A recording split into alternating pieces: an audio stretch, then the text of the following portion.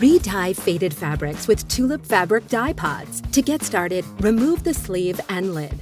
Next, refer to your dye pod's instructions. Some colors require an additional pre-dissolving step.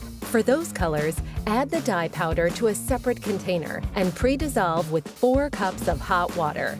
Add damp, unfolded fabric into your high-efficiency washing machine. If pre-dissolving, add the dye mixture to the washer receptacle and flush with 4 cups of hot water. Otherwise, place the pod into the drum in an upright position and sprinkle 1½ cups of salt evenly around the fabric. Run a full cycle with hot water, then remove the empty pod from the machine. Add detergent and wash the dyed fabric again. Then remove your project and hang or lay flat to dry. To clean your machine, add detergent and run an empty cycle. It's that easy to achieve color-rich fabric.